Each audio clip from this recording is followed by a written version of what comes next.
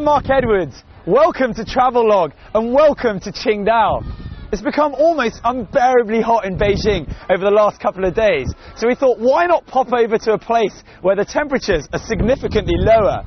It's the 4th largest seaport in China, as well as being a modern, thriving city. I've been told there's a whole plethora of things to do besides just taking in the sea breeze. So let's get started. Qingdao's International Marina and Olympic Sailing Centre is located on the site of the former Beihai Dockyard on Fushan Bay, adjoining the May 4th Square. With an urban population of over 3 million people, you'll find that around these parts it never feels crowded. And there's no quieter place than the waters of the vast Yellow Sea. With a climate that's almost perfect for sailing, it comes as no surprise to find that the sport in Qingdao is really on the up.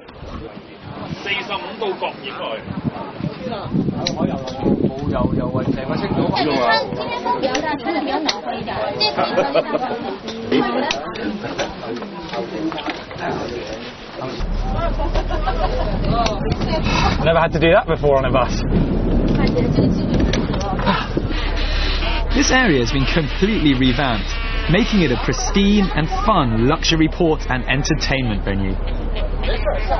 Considering all the water around here, it's no surprise that the authorities are playing up its many uses, whether it be for speedboating, yachting, sailing, or even water busing. I'm sure that's not something you hear of every day.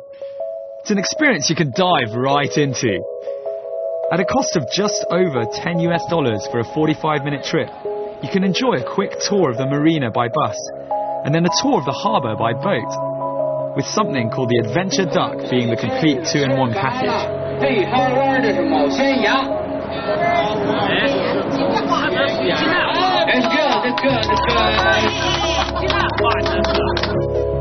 One of the things that really jumps out at you as you sit aboard your duck bus boat is the way this former Olympic venue is still very much alive. Some might say even more alive than during the events of 2008. So we've taken a boat out here because it's a lovely day, sunny, and we're going to go and see what the harbour's got for us and just generally get a bit of feel, get our sea legs on, which I'm not so sure I'll be able to do. One of the main reasons for the success of the marina is the uptake from children who are keen to learn how to sail. So you can find all sorts of things out here. People wind sailing, there's shops and restaurants, there's buses, water buses, our boat butt just over there. Plenty of things to do out on the sea here in Qingdao. You'll see kids of all ages getting their boats ready on a Saturday morning, hyperactive and eager to get out on the water. We managed to spot children as young as 5 and 6, looking far more professional as sailors than we could ever hope to be. Don't be surprised if Qingdao produces a string of Olympic medalists in the not too distant future. Qingdao has another more peaceful side, besides being a prime holiday destination and weekend getaway. Some cities in the world are totally geared towards the huge source of income that is tourism, but there are people in these parts who just seem to get on with their lives. Stroll around Shebei and you'll see what I mean. Now, the further away you get from the sea, the more you'll be able to take in the everyday lifestyle of the local people. And we're here in Shebei, in the northern part of Qingdao, and immersing myself in a bit of the local traditional culture. Now that said, if you do miss the sea, don't you worry. They've built they turned what used to be just a mud pile canal into an irrigation system with using seawater. So we get the sea breeze, and I'm going to take some of that in now. Work up an appetite whilst you're out strolling, and you'll be rewarded handsomely. Now, you don't have to have visited the country to know that the Chinese love to eat. Then again, who doesn't? But to Chinese, food is life, health, and good fortune. They live to eat, and China's cuisine is as varied as its geography and people. So I'm by the lighthouse of this rather astutely constructed concrete harbour. we've got boats, we've got masts, we've got one of these weights here, and on top of that, each of these boats is actually a restaurant in its own deed. So you can have yourself some Sichuan food, some local Qingdao food, all in different places. Now, the pièce de résistance, or the icing on top, is the fact that someone lazy like myself can be having some good bit of Sichuan hot pot. Say I feel like a bit of roast meat from a different restaurant, the pulley system behind will have it delivered straight to me.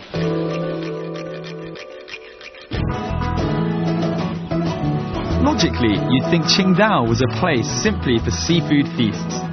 There's much more here than just the clams, which incidentally, Qingdao is famous for. Known as the cradle of Shandong cuisine, the area around Qingdao is rich in sea cucumbers, squid, prawns, shellfish, as well as numerous fish species. And every spring and autumn, the Jiaozhou Bay area is rich in local shrimp.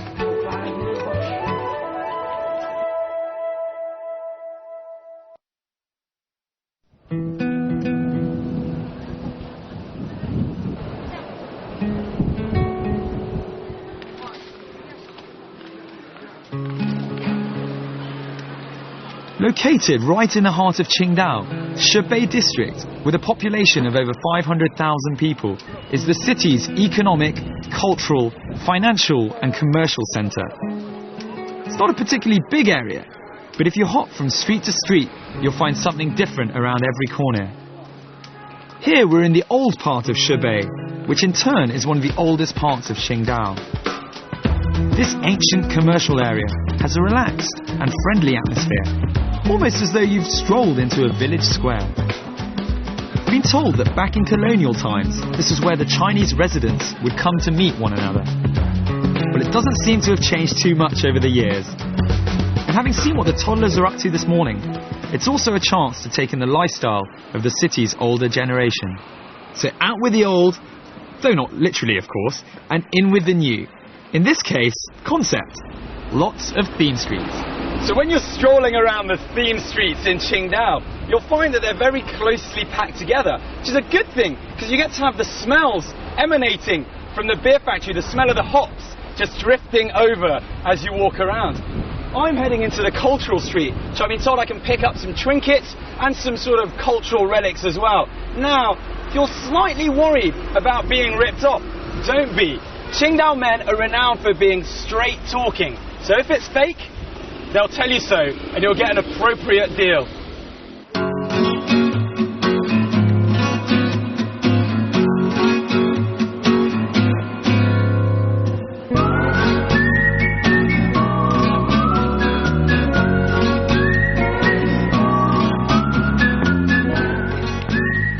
You can find these types of markets all over China, but that shouldn't deter you from trying to hunt down that essential bargain trinket to cherish or give as a great present. Some might be tacky, but others might just earn you a friend for life.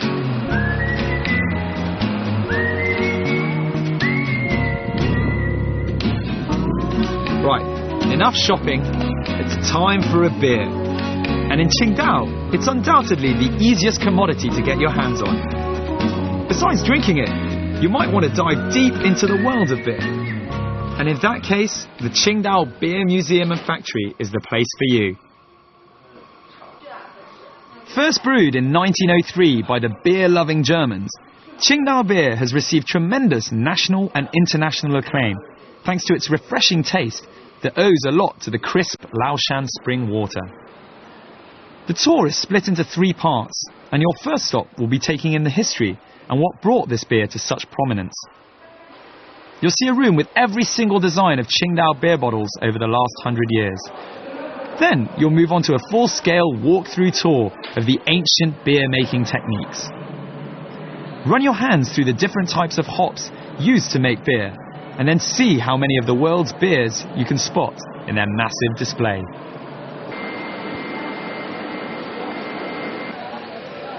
From lager frolics back to the real world. Won't take you long to round the corner and be thrust into the heart of the Qingdao beer-making industry. In many ways, it contextualizes perfectly everything you've just witnessed. The old techniques compared to modern efficiency. Not so much of a personal touch, but you'll still be entranced by the thousands of cans and bottles spinning everywhere around you. Now, whether you're completely, totally teetotal, a raging alcoholic, or have absolutely no opinion whatsoever on the nectar, Qingdao Beer Factory simply has to be visited. It's got something for everybody. We've got how beer was made 100 years ago, all the way through to how beer's made right now. You can even have your own picture stuck on a beer bottle. And there's a room that simulates being drunk. Wonder what that's like.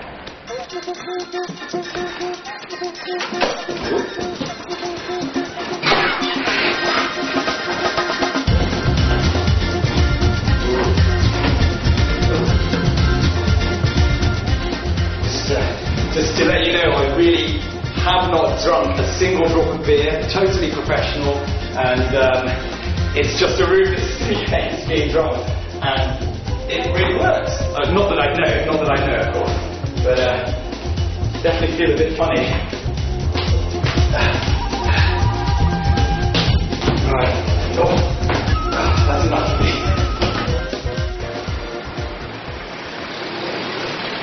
Right, it's 5 p.m. and closing time at the pub. Beer factory.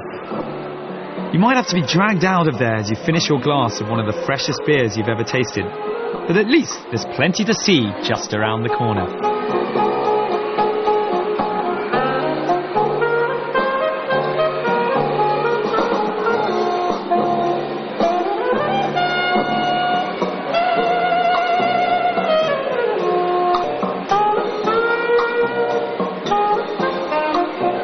Chengmu Cultural Street is a surreal experience to say the least, but one which every single city planning council should envisage having.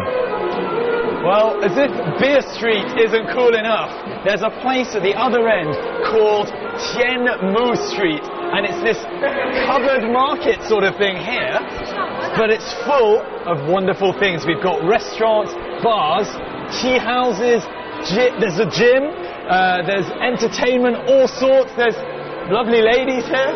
Hi. They're all dressed in traditional clothes. And what else we got? Yeah, tea houses. There's places where arcades, and places where you can drink. And look at that, face changing.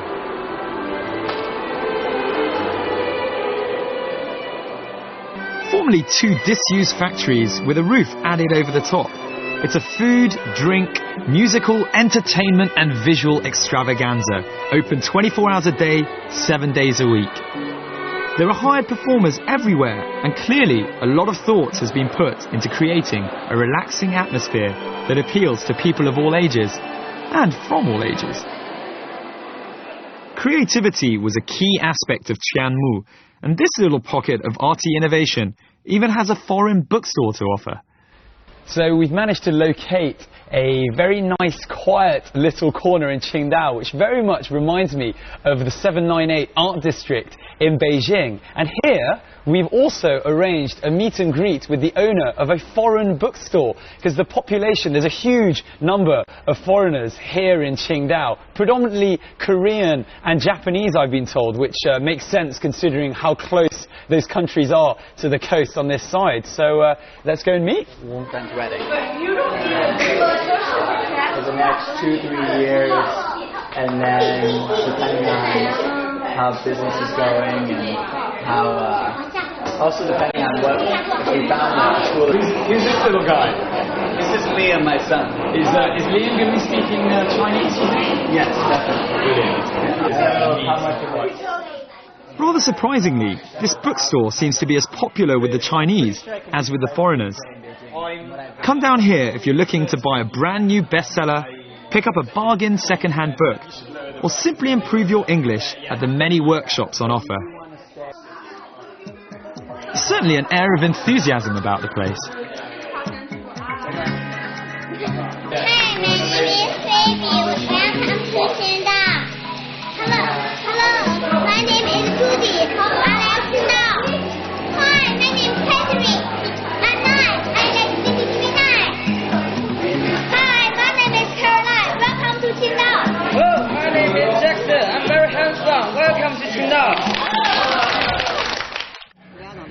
From books, back to booze. You'll realise when you get to Qingdao that this city lives for beer.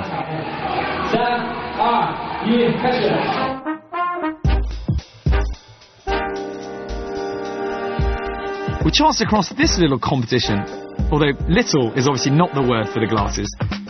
Tonight's show was actually set up to separate the wheat from the chaff, as it were. It's the qualifiers for the annual beer drinking competition that will take place at the Qingdao International Beer Festival in a few weeks' time.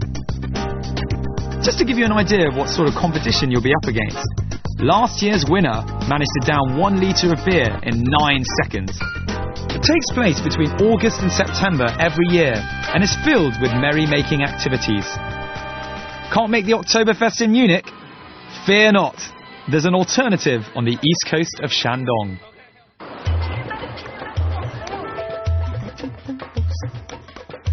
Nighttime is not all about beer though, as you'll see when you head to Zhongshan Street and the city centre. It's Qingdao's major shopping thoroughfare, with a wealth of national and international stores and restaurants for you to enjoy late into the night. This is where you'll also find the third demographic. Having seen the kids this morning, the elderly this afternoon, now it's on to the youths. In many ways, this is the area that reminds you that Qingdao is much more than just your average seaside holiday resort.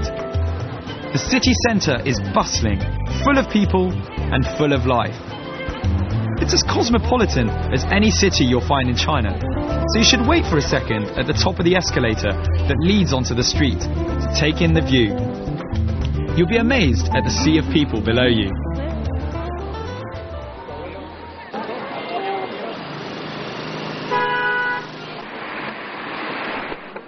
But in all honesty, the shopping area has little more to recommend it than, well, shops.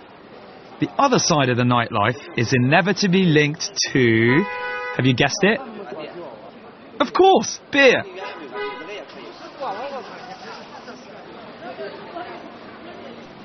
Head back down to Pijie, or Beer Street as it's actually known, and you'll be drawn to the neon lights like a moth to a flame. If you're lucky enough to come during the summer months, you'll appreciate the outdoor seating, which is available in every one of the restaurants on this street. However, the real star of the show is the beer. You've tried it unfiltered and fresh from the factory, but now you can appreciate it at your own leisure over some freshly caught seafood.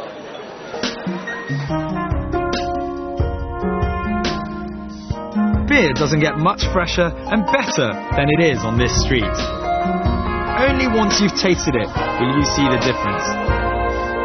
That said, beware. Once you've gone unfiltered, you may never go back.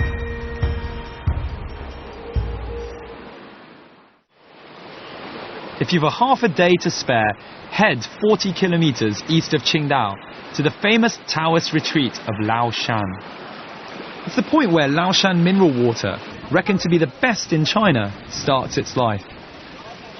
As one of the original birthplaces of Taoism, the mountain is an important pilgrimage destination. In the past, Taoist priests living on the mountains were conferred with special privileges. So I've arrived at the entrance of Tai Gong Temple and been reading up on some of the symbolism here. We've got a bat, which you should rub for good luck. Left hand if you're a man, and right hand, well, I won't do that. Right hand if you're a lady, and that's because the bat, the Chinese for bat is very similar to the Chinese for luck. Here we have the character for longevity, long life, together with some money, so those go very well together. Tao has the meaning of the way, and Taoism is thought to have been born over 2,000 years ago. Regarded as a philosophical tradition as well as a religion, Taoist practice is based on coming into harmonious alignment with the internal and external terrain.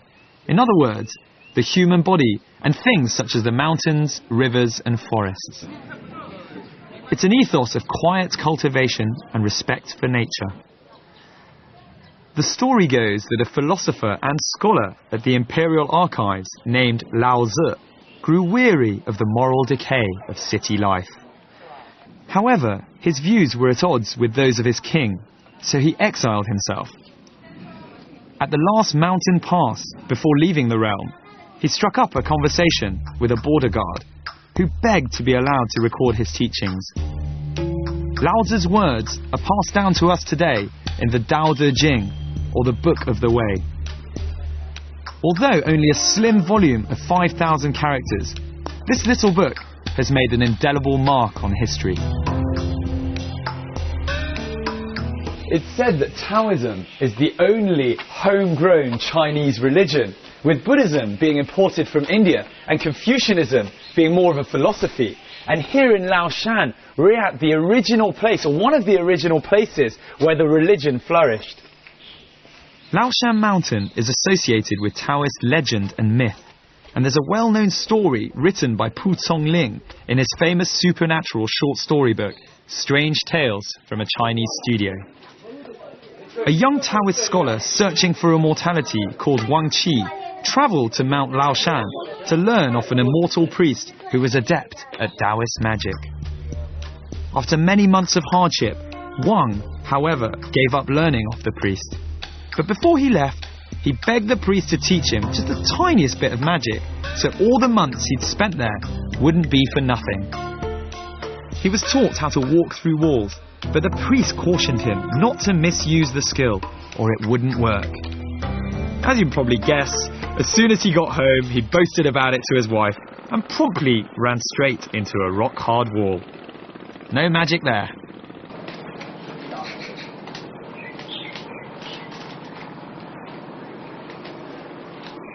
The setting for the palace is quite idyllic, and there are actually paths up to the summit of Laoshan. You can hike there if you're feeling energetic, but don't worry if you're more of a "of course I could if I wanted to" kind of person, as a cable car will also whisk you right to the top. Once at the peak, do be wary of the extremely high winds.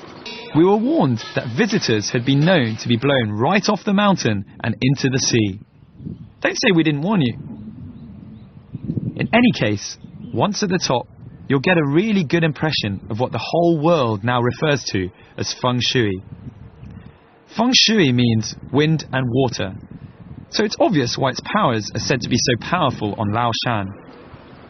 Feng shui has been used for thousands of years in China and the Far East as a method of determining the best or most appropriate locations for leading a harmonious life. In layman's terms, it's basically the best places to stick your stuff if you're looking for a bit of good luck. Perfect place for a quick break and a perfect chance to see the lucky feng shui that the temple has down on my right. In front of it, it has the sea, to the right a dragon-shaped mountain, and to the left a mountain shaped in the head of a tiger. All very good meanings, but break time's over.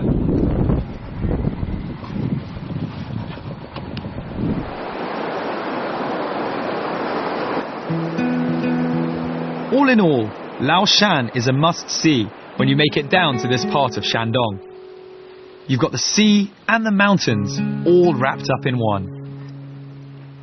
The best time to visit the mountain is probably from early June to September, when the average temperature will be around 20 to 28 centigrade, and there are fewer clouds to obstruct the incredible views.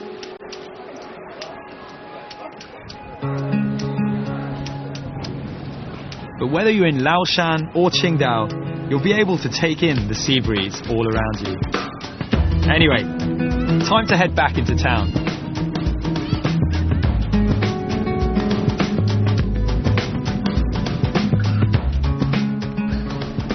The bit I hate the most as the sun sets on Qingdao, and unfortunately our programme also for today. Now, as well as being a fantastic summer seaside holiday resort, there's a lot more to this place, both historically and culturally. And if anything else, they brew a top-notch beer. I'm Mark Edwards, and I'll catch you very soon on another episode of Travelogue.